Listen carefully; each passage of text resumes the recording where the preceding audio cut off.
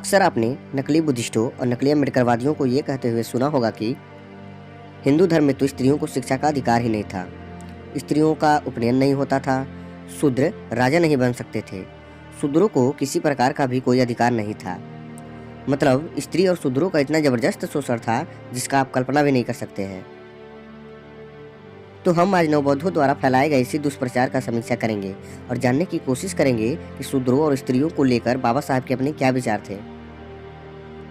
नवबौद्धों के परम पूज्य बाबा साहब अम्बेडकर अपनी पुस्तक संपूर्ण वांग्मय के खंड 13 पृष्ठ संख्या 146 पर लिखते हैं, हमें परिस्थिति व अन्य साक्ष्यों पर निर्भर करने की आवश्यकता नहीं है, क्योंकि प्रत्यक्ष प्रमाण मौजूद है कि आर्यों में भी स्त्रियों और शूद्रों को उपनयन का अधिकार था।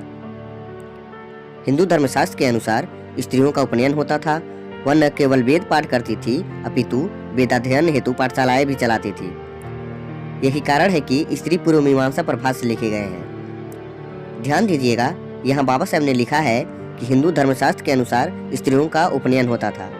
वह वेद पाठ भी करती थी और पाठशालाएं भी चलाती थी। अब पता नहीं ये नीले ग्रह से आए हुए नीलचल्टे कौन सा सस्ता वाला चरस पीकर ये कहते हैं कि हिंदू धर्म में तो स्त्रियों को शिक्षा का अधिकार ही नहीं था, स्त्रियों का उपनयन नहीं होता था। यहाँ तो बाबा साहब ने नवबौद्धों द्वारा फैलाए गए इन झूठे सभी फर्जी बातों का 70 साल पहले ही खंडन कर दिया है। मतलब इससे साफ हो जाता है कि भीमटे बाबा साहब को किताबों में कम अब व्हाट्सएप यूनिवर्सिटी में ज़्यादा पढ़ते हैं, इसलिए बगैर बाबा साहब को पढ़े ही कुछ भी बकलोली करने लगते हैं अपने मुंह से। बाबा साहब आगे लिखते हैं, जहाँ तक शूद्रों का प्रश्न है, इस पर भी अनुकूल प्रमाण मौजूद है कि राजा सुदास का राज्याभिषेक ऋषि वशिष्ठ ने किया था। सुदास ने राजसु यज्ञ भी किया था।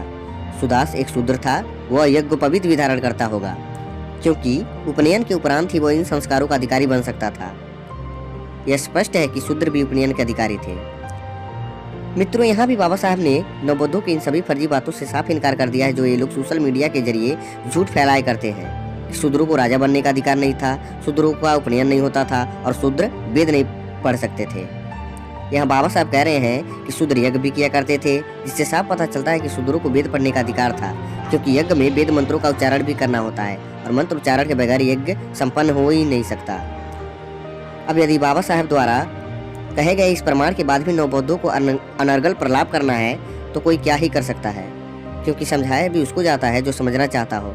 जिसने अपने अकल पे ही ताला लटका के सोचने समझने की शक्ति को बहुजन नेताओं के पास गिरवी रख दिया हो, उनको तो खुद गौतम बुद्ध और बाबा साहब भी नहीं समझा सकते हैं।